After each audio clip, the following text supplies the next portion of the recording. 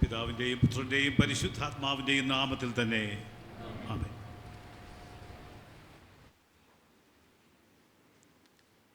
ദൈവത്തിൻ്റെ അതിപരിശുദ്ധ നാമം മഹത്വപ്പെടട്ടെ. ഈ നല്ല പ്രഭാതത്തിൽ നമുക്ക് ആരോഗ്യത്തോടെ ദൈവത്തിൻ്റെ പാദപീഠെ ഇരിക്കുവാൻ, വചനം പങ്കിടുവാൻ ഒക്കെ ലഭിച്ച വലിയ അനുഗ്രഹത്തിന് നമുക്ക് ദൈവത്തിന് സ്തോത്രം ചെയ്യാം. ഇന്ന് നാം വായിച്ചു കേട്ട വേദഭാഗങ്ങളുടെ അടിസ്ഥാനത്തിൽ നാം ചിന്തിക്കുന്ന വിഷയം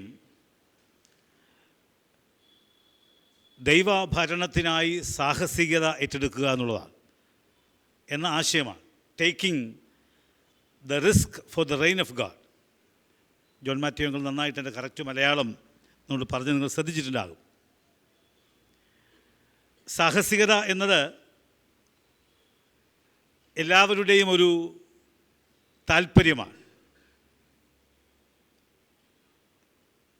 രണ്ട് മേഖലകളിലാണ് ഇത് നാം താല്പര്യമായി കാണുന്നത്. നമ്മൾ സാധാരണ വൈകുന്നേരങ്ങളിലൊക്കെ, പ്രത്യേകിച്ച് 4 മണിക്കും 4:30ക്കും ഇടയിലൊക്കെ നഗരങ്ങളിൽ നിന്നാൽ ചില കുഞ്ഞുങ്ങളൊക്കെ സാഹസികരായി വാഹനം ഓടിച്ചു പോകുന്നത് നമ്മൾ കണ്ടിട്ടുണ്ട്. നമ്മൾ പലപ്പോഴും വിചാരിക്കും ഇവൻ ഈ പുള്ളി ഓടുന്നത് എന്തോ അത്യാവശ്യ കാര്യത്തിനാണ് എന്ന് നമ്മൾ തെറ്റിദ്ധരിച്ചേക്കാം. പക്ഷെ ഞാൻ ക്ലിയറായിട്ട് ഒബ്സർവ് ചെയ്തപ്പോൾ ഈ എല്ലാ സ്കൂളുകളിലെയും ഡിസ്പേഴ്സൽ ടൈം 4 മണി ആയതുകൊണ്ടാണ് ഈ വലിയ തിരക്ക്. അതായത് ഉദാഹരണം പറയാം, ക്രൈസ്തവർ 4 മണിക്ക് വിട്ടുന്നവരെ കണ്ട് അവരുടെ മുമ്പ് നെഞ്ചൊന്ന് വിരിച്ചതിന് ശേഷം നേരെ ഹോളി ഏഞ്ചൽസിലേക്ക് പറക്കണം. അവിടെ നിന്ന് അപ്പുറത്തെ പേരൂക്കട സ്കൂളിലേക്ക് പോകണം. ഇവിടെ എല്ലാം ഒരു സാന്നിധ്യം കാണിക്കാനുള്ള വെമ്പലാണ് ഈ സാഹസികതയുടെ പിന്നിൽ എന്ന് ഞാൻ മനസ്സിലാക്കിയിട്ടുണ്ട്. പക്ഷേ പിന്നീട് ഞാൻ ഈ 26 വർഷം അച്ഛനായിരുന്നപ്പോൾ ഞാൻ പലപ്പോഴും ചെയ്ത് ഈ യാത്രയും ഈ സാഹസികതയും സെമിത്തേരിലെ കല്ലറയുമായി വല്ല ബന്ധമുണ്ടോ? നിങ്ങൾ വിചാരിക്കും ഇങ്ങനെ പോകുന്നയാൾ മരിക്കുക എന്നുള്ളതല്ല. ഞാൻ മുമ്പ് നിങ്ങളെ പറഞ്ഞിട്ടുള്ളതാകാം. ഈ സെമിത്തേരിലെ സ്ലാബ് പൊട്ടുവാൻ കാരണം ഈ ശബ്ദവും ഓടിച്ച് പോകുന്ന സമയത്ത് ഈ പ്രിയ കുഞ്ഞുങ്ങളുടെ പിതാക്കന്മാരെയും മാതാക്കളെയും കുടുംബാംഗങ്ങളെയൊക്കെ നാട്ടുകാരെപ്പോഴും ഓർക്കുന്നത് കൊണ്ട് ആ പ്രകമ്പനമാകാം ഈ സെമിത്തേരിലെ സ്ലാബ് പൊട്ടുന്നതെന്നാണ് എൻ്റെ ഒരു ചിന്ത. കാരണം നിങ്ങൾക്കറിയാമല്ലോ, സാധാരണ തുമ്മുക എന്ന് പറയുമ്പോൾ പിതൃപാരമ്പര്യത്തിലേക്കും മാതൃപാരമ്പര്യത്തിലേക്കും ചില ഓർമ്മകൾ നാട്ടുകാർക്കുള്ളത് കൊണ്ടാണ് എന്നൊരു ചൊല്ല് നമ്മുടെ നാട്ടിലുണ്ട്. അപ്പോൾ സാഹസികത അങ്ങനെയാകാം. ഞാൻ പലപ്പോഴും കണ്ടിട്ടുണ്ട്. ഇപ്പോൾ ഇന്നലെ ഞാൻ കണ്ടൊരു വീഡിയോയ്ക്കകത്ത് അതിൻ്റെ ടൈറ്റിൽ ഇങ്ങനെയാണ്: there is nothing but little cholesterol. Cholesterol എന്ന് പറയുമ്പോൾ കൊഴുപ്പെന്നാണ് ഉദ്ദേശിച്ചത്. ഇങ്ങനെ വാഹനം മേളിൽ നിർത്തി ഓടിക്കുക, ഇങ്ങനെ കറക്കി ഓടിക്കുക, ഇങ്ങനെ പല കാര്യങ്ങളും കാണിക്കാറുണ്ട്. ക്ലിഫിലേക്ക് വണ്ടി ഓടിച്ചു പോവുക, ഇതൊക്കെ സാഹസികതയുടെ ഭാഗമാണ്. Taking risk for the reign of God. ദൈവരാജ്യ ഭരണത്തിനായിട്ട് എന്താണ് റിസ്ക് എടുക്കുക എന്നുള്ളത് നാം ഗൗരവമായി ഒന്ന് പരിശോധിക്കണം. മാർട്ടിൻ ലൂതർ കിങ് ജൂനിയറിൻ്റെ ബന്ധപ്പെട്ടൊരു വാചകം ഇങ്ങനെയാണ്: faith is the first step, taking the first step even when you don't see the whole staircase. ഗോവേണിപ്പടികൾ മുഴുവൻ കാണാതെ പോലും ആദ്യ ചുവട് വയ്ക്കുക എന്നതാണ് വിശ്വാസം. നമുക്കറിയില്ല മുന്നോട്ടുള്ള പ്രയാണത്തിൽ എങ്ങനെയാണ് പോകുക എന്ന്. എങ്കിലും ആദ്യ പടി വെക്കുമ്പോൾ തന്നെ ഇനിയും പടികൾ ഉണ്ടാകും എന്ന ഒരു വിശ്വാസം നമ്മെ ഒരുപക്ഷെ പ്രചോദിപ്പിച്ചേക്കാം. സംശയാലുക്കളാകാതെ ഇരുന്നാൽ നമുക്കതിന് സാധ്യവുമാണ്. എന്നാൽ നമ്മളീ പറയുന്ന കുഞ്ഞുങ്ങളുടെ സാഹസികത പോലെയല്ല ക്രൈസ്തവ ഗോളത്തിലെ ഒരാശയ ബന്ധത്തിൽ നമ്മൾ ഈ സാഹസികതയെ കാണുന്നത് ഒരു പ്രധാനപ്പെട്ട ചോദ്യത്തിന് മറുപടി കണ്ടെത്തിക്കൊണ്ടാണ്. അത് is it possible to leave your comfort zone? നിങ്ങളുടെ സുഖലോലുപതയുടെ മേഖലയെ വിടാൻ നിങ്ങൾക്ക് കഴിവുണ്ടോ? അതാണ് സാഹസികത എന്ന് പറയുക. അതാണ് മത്തായി സുവിശേഷൻ 16-ാം അധ്യായത്തിൻ്റെ 24-ാമത്തെ വാക്യത്തിൽ പറയുന്ന, ആരെങ്കിലും എന്നെ അനുഗമിക്കുവാൻ ഇച്ഛിച്ചാൽ അവൻ തന്നെത്താൻ ത്യജിച്ച് തൻ്റെ ക്രൂശ് എടുത്തുകൊണ്ട് എന്നെ അനുഗമിക്കട്ടെ എന്ന് പറയുന്നത്. നമ്മൾ മത്തായി സുവിശേഷ പുസ്തകം 14-ാം അധ്യായത്തിൻ്റെ 28, 29 ആ ഭാഗങ്ങൾ വായിക്കുമ്പോൾ ഒരുപക്ഷെ സംശയാലുവായ പത്രോസ് യേശുവിനെ അടുത്തെത്തുവാൻ ജലത്തിൽ കൂടി നടക്കുന്ന ഒരു സംഭവം വിവരിക്കുന്നുണ്ട്. ഒരു വിധത്തിൽ പറഞ്ഞാൽ പത്രോസ് റിസ്ക് എടുക്കുകയാണ്. യേശുവിൻ്റെ അടുത്തേക്ക് നടന്നെടുക്കാനായി ജലത്തിലൂടെ റിസ്ക് എടുത്താണ് പോകുക. പക്ഷേ ഒരു വിധത്തിൽ പറഞ്ഞാൽ ആ ജലമല്ല പത്രോസിനെ സംരക്ഷിച്ചത്, മറിച്ച് യേശുവിലുള്ള അടിസ്ഥാന വിശ്വാസമാണ്. ഈ ജലത്തിന് ഉറപ്പ് വരുമെന്ന് പത്രോസിന് വിശ്വസിക്കാൻ കഴിയില്ല, മറിച്ച് അവൻ്റെ മുമ്പിൽ നിൽക്കുന്ന യേശു അവിടേക്ക് എത്തുവാൻ അവൻ്റെ കാലടികൾക്ക് ബലം കൊടുക്കുന്ന വിശ്വാസമാണ് അവിടെ കാണുക. അപ്പോൾ റിസ്ക് എടുക്കുക എന്ന് പറയപ്പെടുന്നത്, സാഹസികത എന്ന് പറയപ്പെടുന്നത് നമ്മൾ ലോകത്തെ കാണിക്കുവാനുള്ള ചില പ്രകടനങ്ങളല്ല, മറിച്ച് ലോകത്തിന് നന്മയ്ക്കായിട്ടുള്ള ചില ജീവിതചര്യകളിൽ നാം ഭാഗമാകുക എന്നുള്ളതാണ്. റീസെൻ്റായിട്ട് നമ്മുടെ ആന്ധ്രാപ്രദേശ്, തെലങ്കാന ഭാഗത്ത് വലിയ ജലപ്രളയമുണ്ടായി. ആ ജലപ്രളയത്തിൽ ഏറെ ശ്രദ്ധയാകർഷിച്ച ചെറുപ്പക്കാരനുണ്ട്.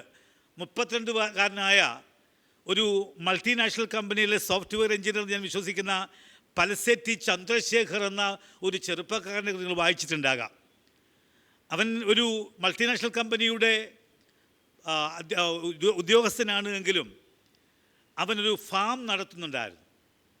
ഈ വലിയ ഫ്ലാഷ് ഫ്ലഡ് ഉണ്ടായപ്പോൾ അവൻ്റെ ഫാമിലെ 50 പശുക്കളെ രക്ഷിക്കുകയും അവൻ്റെ കൂടെ ഉണ്ടായിരുന്ന 5 പേരെ രക്ഷിച്ചതിന് ശേഷം അവന് രക്ഷപ്പെടാൻ കഴിയാതെ അവൻ്റെ ഫാമിൻ്റെ മുകളിലുള്ള ഒരു റൂഫിൽ കയറിയപ്പോൾ ഈ റൂഫ് തകർന്ന് വീണ് ഈ പൽസെറ്റി ചന്ദ്രശേഖർ മരിച്ചതായി നമ്മൾ ഈ അടുത്തിടയ്ക്ക് പത്രത്തിൽ വായിച്ചു.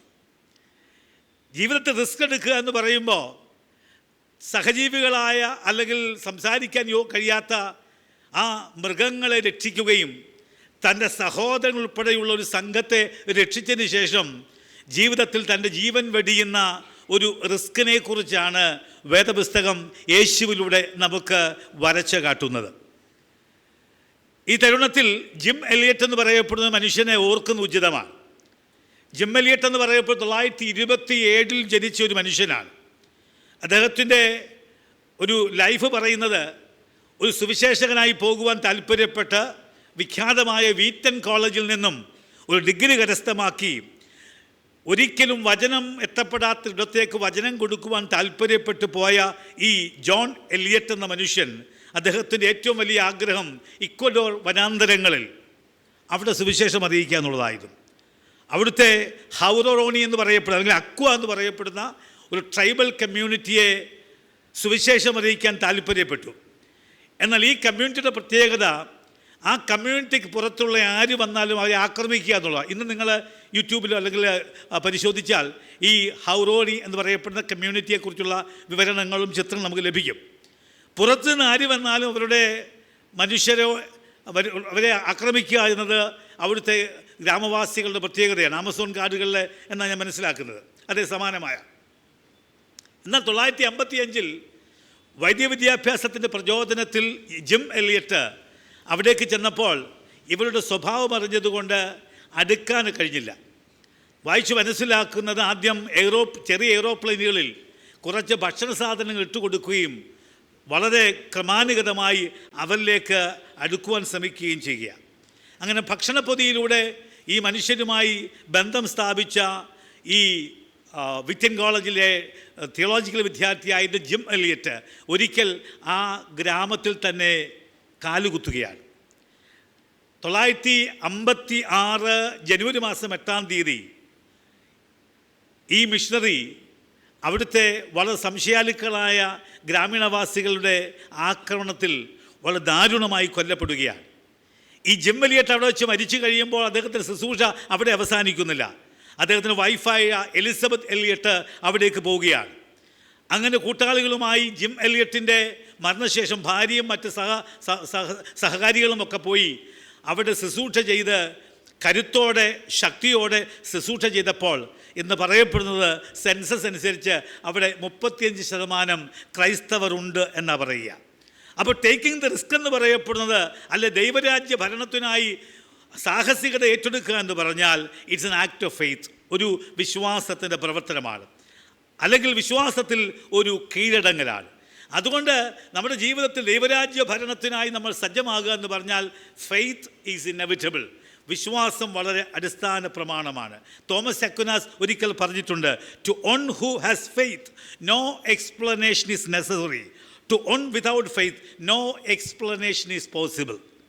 വിശ്വാസമുള്ളവന് വലിയ വിവരണമൊന്നും ആവശ്യമില്ല, മറിച്ച് വിശ്വാസമില്ലാത്ത ഒരാൾക്ക് ഒരു വിശദീകരണവും അവൻ്റെ ആത്മസംതൃപ്തിക്ക് അത് സാധ്യമാകില്ല. അതുകൊണ്ട് റിസ്ക് എടുക്കുക എന്ന് പറഞ്ഞാൽ the question is whether you are ready to leave your comfort zone. നിൻ്റെ സുഖകരമായ മേഖലയിൽ നിന്നും മാറാൻ താല്പര്യമുണ്ടാകുമോ എന്ന ചോദ്യമാണ്. അന്ന് വായിച്ചു കേട്ട പഴയ നിയമ ഭാഗം എസ്തേറിൻ്റെ പുസ്തകമാണ്. ഒരുപക്ഷെ ഇന്ത്യ എന്ന് വളരെ നേരിട്ടെഴുതുന്നൊരു സ്ഥലമാണ്. വേദപുസ്തകത്തിൽ മറ്റൊരിടത്തും അത് ഡയറക്റ്റായിട്ട് ഇന്ത്യ, ഹിന്ദു ദേശമെന്ന് മലയാളത്തിലും ഇന്ത്യ എന്ന് വളരെ സ്പെസിഫിക് ആയിട്ടും എഴുതുന്ന സംഭവ വിവരണമാണ് എസ്തറിൻ്റെ പുസ്തകത്തിൽ നമ്മൾ വായിക്കുന്നത്.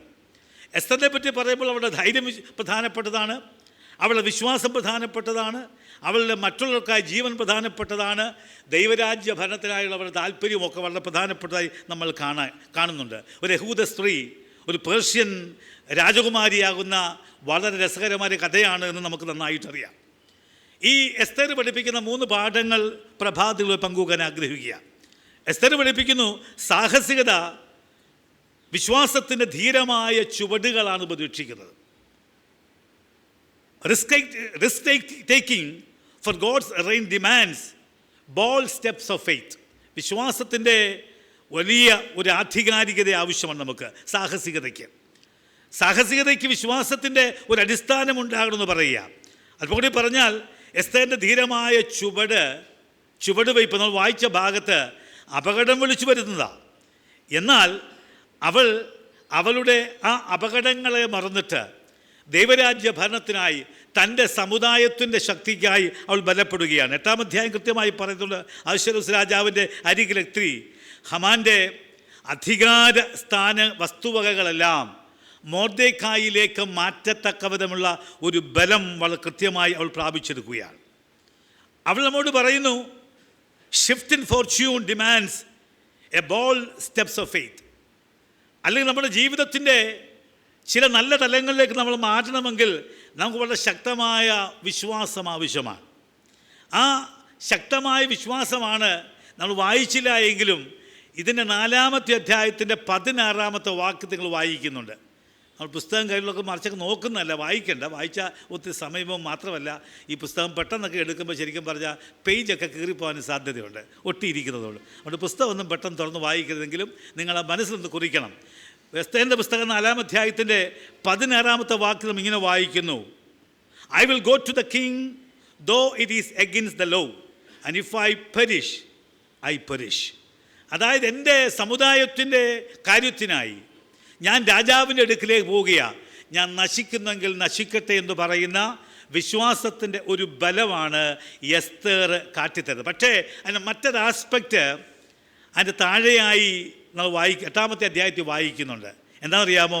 നീ ചെന്ന്, അതായത് ഹഥാക്ക് വഴിയായി മൊർദെഖായിയോട് പറയുകയാണ്, നീ ചെന്ന് ശൂശനിലുള്ള എല്ലാ യഹൂദന്മാരെയും ഒന്നിച്ചു കൂട്ടി 3 ദിവസം രാവും പകലും തിന്നുകയോ കുടിക്കുകയോ ചെയ്യാതെ എനിക്ക് വേണ്ടി ഉപവസിപ്പീൻ. ഞാനും എൻ്റെ ബാല്യക്കാരത്തികളും അങ്ങനെ തന്നെ ഉപവസിക്കും. പിന്നെ ഞാൻ നിയമപ്രകാരമല്ലെങ്കിലും രാജാവിൻ്റെ അടുക്കൽ ചെല്ലും. ഞാൻ നശിക്കുന്നു എങ്കിൽ നശിക്കട്ടെ. അപ്പോൾ ഒരു വലിയ ബോൾഡ് സ്റ്റെപ്പാണ്. പക്ഷേ എസ്തേർ പറയുന്നു, if I want to take a bold step I need to have a faith backing, a prayer backing. എനിക്ക് വളരെ ശക്തമായ ഒരു പ്രാർത്ഥനാ പിൻബല ആവശ്യമുണ്ട്. നിങ്ങളുടെ ഭർത്താവ് ഒരാവശ്യമായി മുന്നോട്ട് പോകുമ്പോൾ വാട്സപ്പും കണ്ട് ടി വിയും കണ്ടിരിക്കുകയല്ല, മറിച്ച് നിങ്ങൾക്ക് വളരെ കൃത്യമായി പ്രാർത്ഥനയുടെ ഒരു സപ്പോർട്ട് കൃത്യമായി കൊടുക്കുവാൻ കഴിയുമോ? നിങ്ങളുടെ മക്കളുടെ ആവശ്യത്തിനായിട്ട് പോകുമ്പോൾ വിശ്വാസത്തോടെ അവൻ മുന്നേറുമ്പോൾ അവൾ മുന്നേറുമ്പോൾ ഭവനത്തിലിരുന്ന് കൃത്യമായി പ്രാർത്ഥിച്ച് ശക്തമായി മുന്നോട്ട് കൊണ്ടുപോകാൻ നമുക്ക് കഴിയുമോ? നമ്മൾ പലപ്പോഴും പ്രാർത്ഥന വല്ലവരെ ഏൽപ്പിച്ചിട്ട് സുഖമായിട്ടിരിക്കുക. ഇപ്പോൾ എങ്ങനെയാണ് പ്രാർത്ഥന? ഉപവാസ പ്രാർത്ഥനയ്ക്ക് ഭാഗത്തിൽ വീട്ടിലിരിക്കും. പോകുന്നവരോട് പറയും, എൻ്റെ കാര്യം ഒന്ന് പറഞ്ഞേക്കണേ. നമ്മൾ വരികയില്ല. അതിനേക്കാൾ വലിയ അപകടം ഇപ്പോൾ ഉണ്ട്. ഇപ്പോൾ രാവിലെ 9 മുതൽ വൈകിട്ട് 4 വരെ വാൾപുട്ടിയൊക്കെ ഇട്ട പ്രസംഗകർ ടി വിയിലുണ്ട്. വാൾപുട്ടിയൊക്കെ ഇട്ട് വന്ന് ഇപ്പോൾ ഒത്തിരി പ്രസംഗകർ. അവർ താഴെ കാണും, നിങ്ങളുടെ പ്രെയർ റിക്വസ്റ്റുകളൊക്കെ അയക്കുക, ഒപ്പം ഈ ബാങ്ക് അക്കൗണ്ട് നമ്പറിലോട്ടും. നമുക്ക് പ്രാർത്ഥിക്കാൻ സമയമില്ലാത്തതുകൊണ്ട് മൂടോടം കൊണ്ടുപോവുക, പേഴ്സോടം എടുത്തുകൊണ്ട് പോവുക. നമുക്ക് പ്രാർത്ഥനയില്ല, മറിച്ച് പ്രാർത്ഥിക്കാൻ ചില നമ്മൾ നിയോഗിക്കുക. ഇവിടെ എസ്തർ പറയുന്നു, when you take a bold step of faith, there should be somebody to back you. നിന്നെ പിൻബലത്തിൽ ശക്തീകരിക്കാൻ ചിലരുണ്ടാകണം പറഞ്ഞു. അതുകൊണ്ട് നിങ്ങൾ കുടിക്കരുത്, നിങ്ങൾ പ്രാർത്ഥിക്കണം. ഞാനും എൻ്റെ ബാല്യക്കാര്യത്തികളും ഈ കാര്യം സാധിക്കും വരെ വിശ്വാസത്തിൻ്റെ ഒരു തലത്തിലൂടെ വളരെ മുന്നോട്ട് പോകുമെന്ന് പറയുമ്പോൾ, തകർന്ന ലോകത്തെ വെളിച്ചത്തിലേക്ക് കൊണ്ടുവരുവാനുള്ള ശക്തിയാണ് വിശ്വാസം എന്ന് വളരെ കൃത്യമായി എസ്തർ തെളിയിക്കുകയാണ്. ഹെലൻ കെല്ലറിനെ നിങ്ങൾക്ക് എന്നാലും അറിയാം. ഹെലൻ കെല്ലർ വാചകമുണ്ട്, faith is the strength by which a shattered world shall emerge into the light. തകർന്ന ലോകത്തെ വെളിച്ചത്തിലേക്ക് കൊണ്ടുവരുവാനുള്ള ശക്തിയാണ് വിശ്വാസം. ആരാണ് ഹെലൻ കെല്ലർ എന്നോ എന്താണ് അവളുടെ ശാരീരിക പ്രത്യേകത എന്നൊന്നും ഞാൻ പറയാൻ ആഗ്രഹിക്കുന്നില്ല. അവൾ കണ്ട വിശ്വാസം എസ്തറിലും കാണുകയാണ്. എന്താ പറഞ്ഞത്? എനിക്കൊരു വലിയ കാര്യം യഹൂദ ക്രമത്തിൽ അല്ലെങ്കിൽ യഹൂദന്മാർക്ക് വേണ്ടി ചെയ്യാനായിട്ടുണ്ട്. പക്ഷെ ഞാൻ ആ ബോൾഡ് സ്റ്റെപ്പ് എടുക്കുമ്പോൾ നിയമപ്രകാരമല്ലെന്നറിയാം. പക്ഷേ if there are summon to pray for me, I will be strengthen, ഞാൻ വളരെ ശക്തനാകുമെന്ന് പറയുന്ന എസ്തേറിൻ്റെ പഠനം അല്ലെങ്കിൽ ജീവിതചര്യ നമ്മെ പഠിപ്പിക്കുന്നു. നമ്മുടെ എല്ലാ റിസ്ക് ടേക്കിങ്ങിലും ഒരു ഫെയ്ത്തിൻ്റെ ആസ്പെക്റ്റ് ഉണ്ടാകണം. രണ്ടാമത് ഈ എസ്തർ പഠിപ്പിക്കുകയാണ്, trust in God gives us the courage to take risk. ഈ സാഹസികത എടുക്കാൻ വളരെ കൃത്യമായി ദൈവത്തിലെ അമിതമായ വിശ്വാസം എന്ന് പറയാൻ പറ്റുകയില്ല. ട്രസ്റ്റിന് അല്പം കൂടി വ്യത്യസ്തമായ ഒരർത്ഥമായുള്ളത് ഞാനത് വിവരിക്കാം പിന്നീട്. എസ്തർ പുസ്തകം 8-ാം അധ്യായത്തിന് 3 മുതൽ 6 വരെ വാക്യങ്ങളിൽ നമ്മൾ വായിക്കുന്നുണ്ട്, ഇത് അപകടകരമായ ഒരു മുൻകൈയെടുക്കലാണ്. എസ്തർ പിന്നെയും രാജാവിനോട് സംസാരിച്ചു. അവൻ്റെ കാൽക്കൽ വീണ് അഗാഗ്യനായ ഹമാൻ്റെ ദുഷ്ടതയും അവൻ യഹൂദന്മാർക്ക് വിരോധമായി നിരൂപിച്ച ഉപായവും നിഷ്ഫലമാക്കണമെന്ന് പറയുമ്പോൾ അവൾ എടുക്കുന്നത് ഒരു നിസ്സാര തീരുമാനമല്ല. പക്ഷെ അവൾ പറഞ്ഞു, മറ്റുള്ളവർ സാധ്യമെന്ന് കരുതുന്നതിനേക്കാൾ കൂടുതൽ ദൈവത്തിൽ നിന്ന് പ്രതീക്ഷിക്കാം. ഏത് ജീവിത വിഷയങ്ങളിലും സാധ്യമാണ് എന്ന് മറ്റൊരാൾ നിങ്ങളോട് പറയുന്നതിനേക്കാൾ, എന്നോട് പറയുന്നതിനേക്കാൾ ദൈവത്തിൽ നിന്ന് പ്രതീക്ഷിക്കാൻ കഴിയുമെന്ന് അവൾ പൂർത്തീകരിക്കുക. അതുകൊണ്ടാണ് കോറി ടെൻ ബ്രൗൺ എന്ന് പറയുന്ന ഒരാൾ പറഞ്ഞിട്ടുണ്ട്, വിശ്വാസം അദൃശ്യമായതിനെ കാണുന്നു, അവിശ്വസനീയമായതിനെ വിശ്വസിക്കുന്നു, അസാധ്യമായത് സ്വീകരിക്കുന്നു. ഫെയ്ത്ത് സീസ് the invisible, believes the unbelievable and receive the impossible. വിശ്വാസം അദൃശ്യമായതിനെ കാണുന്നു, അവിശ്വസനീയമായതിനെ വിശ്വസിക്കുന്നു, അസാധ്യമായത് സ്വീകരിക്കുന്നു. അത് കൃത്യമായി എസ്തർ പ്രകടിപ്പിക്കുക. ഒരു കാര്യം പറഞ്ഞാൽ ഭാഗം വിടാം. എന്താണ് ഫെയ്ത്തും ട്രസ്റ്റും തമ്മിലുള്ള വ്യത്യാസം? ഈ ഫെയ്ത്തും ട്രസ്റ്റും തമ്മിൽ ഒരുപോലൊക്കെ തോന്നാൻ വലിയ വ്യത്യാസമുണ്ട്. ഫെയ്ത്ത് എന്ന് പറയപ്പെടുന്നത് A believe without needing any proof എന്ന് വേണമെങ്കിൽ പറയാം. ട്രസ്റ്റ് എന്ന് പറയുമ്പോൾ it talks about confidence based on past experience. നമ്മുടെ ആത്മവിശ്വാസമാണ് മുൻകാലങ്ങളിലെ അനുഭവങ്ങളുടെ പശ്ചാത്തലത്തിൽ. വിശ്വാസത്തിന് തെളിവ് ആവശ്യമില്ല, പക്ഷേ ട്രസ്റ്റിന് മുൻകാല അനുഭവങ്ങളോ തെളിവുകളെ അടിസ്ഥാനമാക്കിയുള്ള ആത്മവിശ്വാസവും അത്യാവശ്യമാണ്. അല്പം കൂടി വിശദമായി ഞാൻ പറയാം. വിശ്വാസം നമ്മുടെ മനസ്സിലുണ്ട്. നമുക്ക് പറയാം, God has A plan in my life. എൻ്റെ ജീവിതത്തിൽ ദൈവത്തിൻ്റെ പദ്ധതി ഉണ്ട് എന്ന് പറയുന്നത് വിശ്വാസമാണ്. ട്രസ്റ്റ് എന്ന് പറഞ്ഞാൽ അതല്ല. നമ്മൾ വിശ്വസിക്കുന്ന ഡോക്ടർക്ക് ചെല്ലുമ്പോൾ ഡോക്ടർ പറയുക, ഈ രോഗം മാറാൻ സർജറി അത്യാവശ്യമാണ്. നമുക്കറിയില്ല സർജറി അത്യാവശ്യമാണ്, പക്ഷെ നമുക്ക് ആരിൽ ട്രസ്റ്റ് ഉണ്ട്? ഡോക്ടറിൽ ഒരു ട്രസ്റ്റ് ഉണ്ട്. അതുകൊണ്ട് ഡോക്ടർ എന്ത് പറഞ്ഞാലും നമ്മൾ ചെയ്യാം. ഇപ്പോഴത്തെ ഡോക്ടർമാരെ നമ്മുടെ പള്ളിയിലല്ല, എല്ലാവരും കണ്ണടച്ചങ്ങ് വിശ്വസിക്കരുതേ.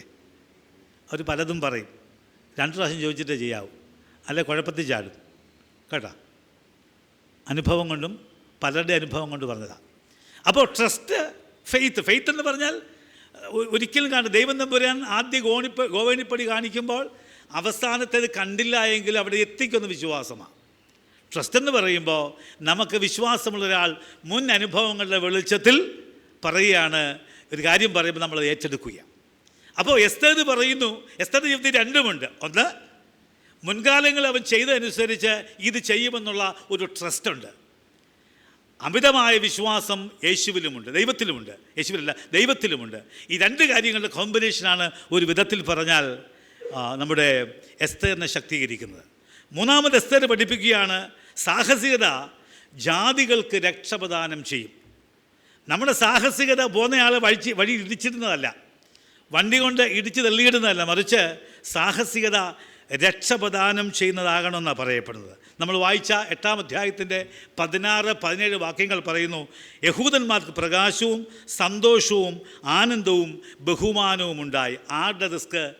എസ്തേർ എടുത്ത വിശ്വാസത്തിൻ്റെ അല്ലെങ്കിൽ ഫെയ്ത്തിൻ്റെയും ട്രസ്റ്റിൻ്റെയും അടിസ്ഥാനത്തിൽ എസ്തേർ എടുത്ത ഒരു ചിന്ത കൊണ്ട് ആർക്ക്? യഹൂദന്മാർക്ക് രക്ഷയും സന്തോഷവും ഉണ്ടായി എന്നാണ് പറയപ്പെടും. അപ്പം ഇതിൻ്റെ അർത്ഥം ഒരുവൻ്റെ ഫെയ്ത്തും ഒരുവൻ്റെ ട്രസ്റ്റുമൊക്കെ സ്വന്തം ജീവിതത്തിലെ രൂപാന്തരം മാത്രമല്ല, ഒരു വലിയ സമൂഹത്തിനും അതിൻ്റെ അനുഗ്രഹമായി ഭവിക്കുമെന്നാണ് നാം മനസ്സിലാക്കുക. 17-ാമത്തെ വാക്യം ഇങ്ങനെ പറയുന്നു, many of the people of the land became juice.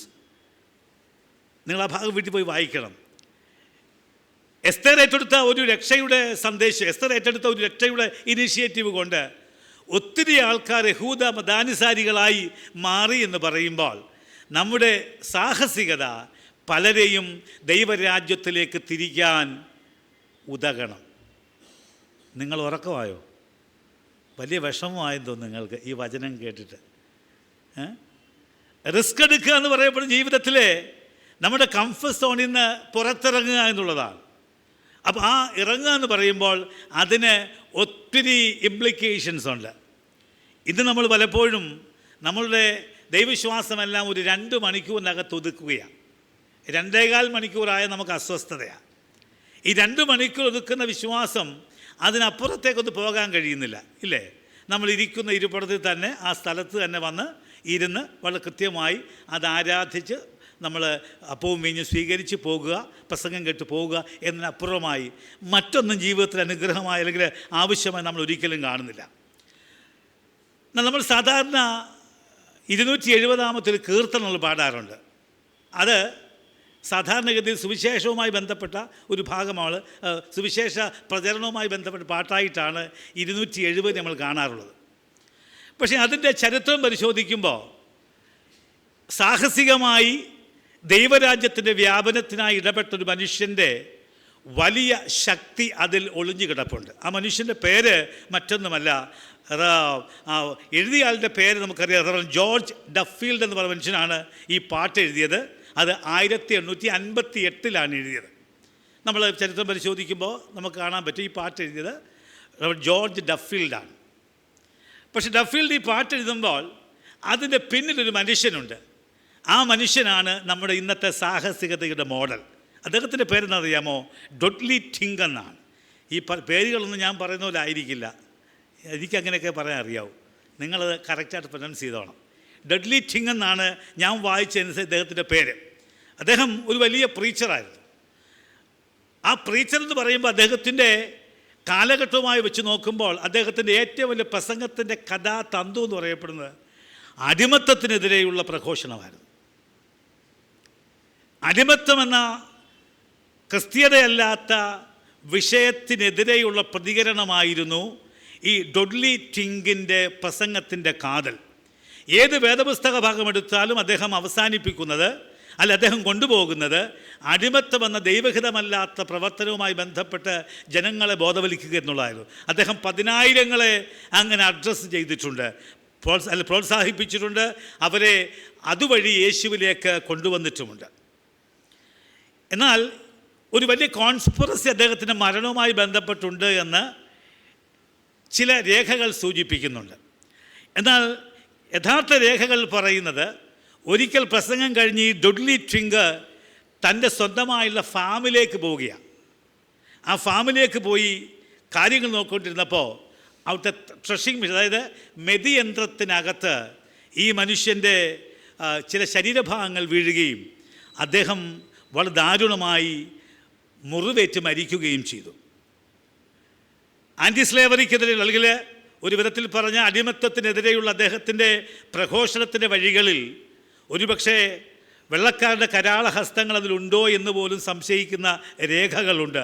ഇവൻ്റെ സംസാരം, ഇവൻ്റെ സാഹസികമായ സംസാരങ്ങൾ ഇനി തുടരാൻ പാടില്ല എന്ന വെള്ളക്കാരൻ്റെ കരങ്ങൾ അതിലുണ്ടോ എന്ന് പോലും സംശയിക്കുന്നവരുണ്ട്.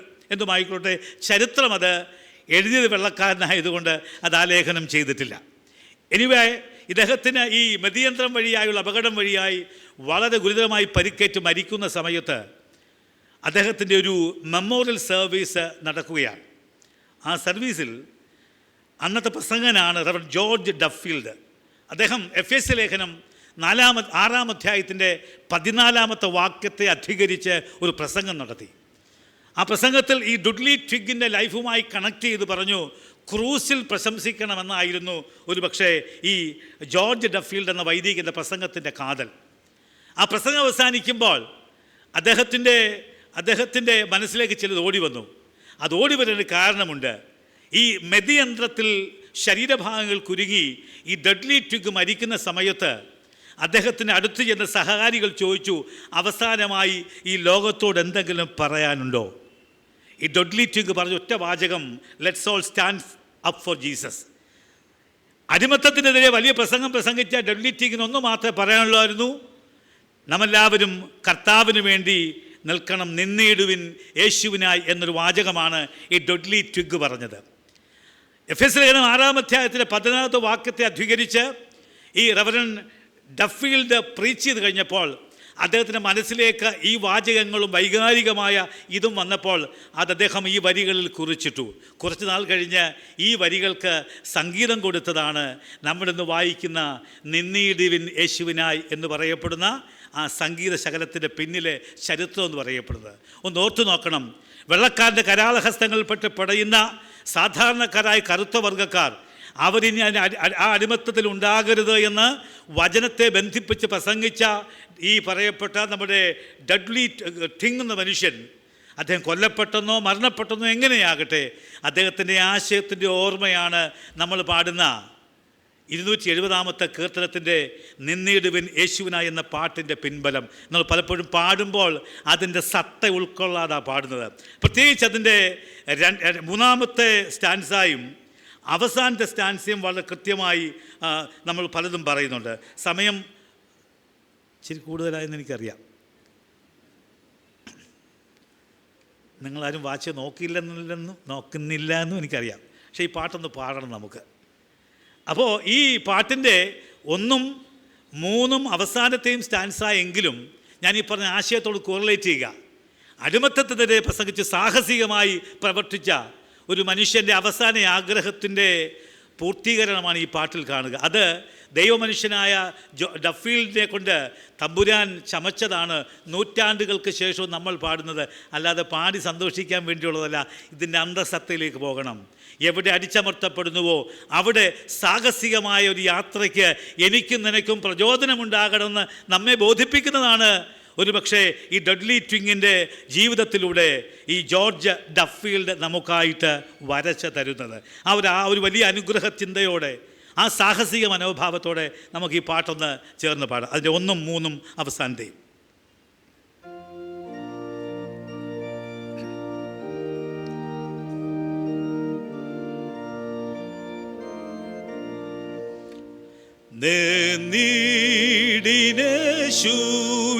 യേശുവിനായി ക്രിസ്ത്യാസേനകളെ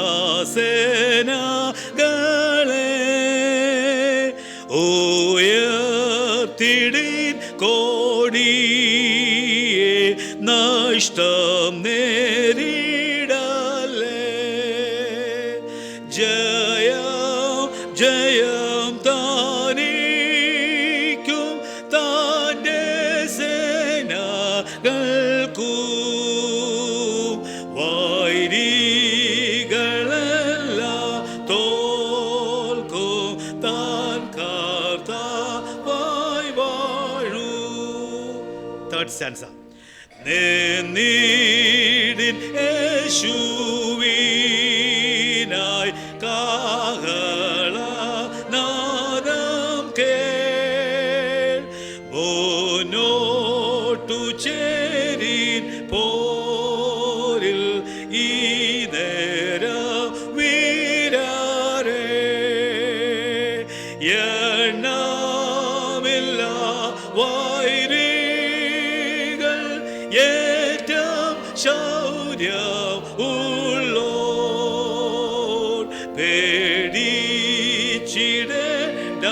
പേടിച്ചിടവരെ ധൈര്യമായി ചെയ്കപ്പോൾ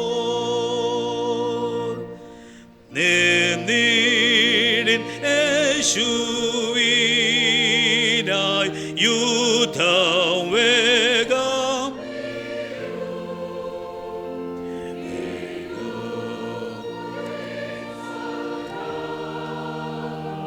നാളെ ജയഗീതം ജയാളിക്കു ലഭിക്കു ജീവന്റെ കിരീടം തേജസ്സിൽ യേശുവോടു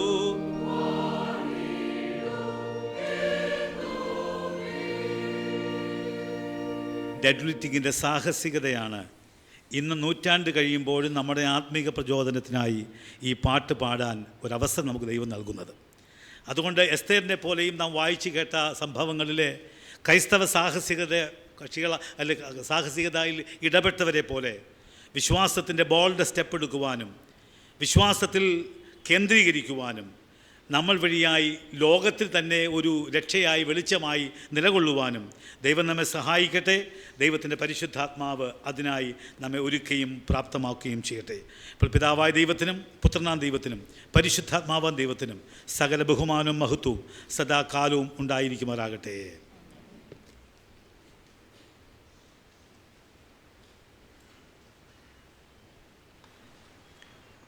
വചനം കേട്ടവരായി നമുക്ക് നമ്മുടെ വിശ്വാസത്തിൻ്റെ സംഗതികളെ ദൈവസന്നിധി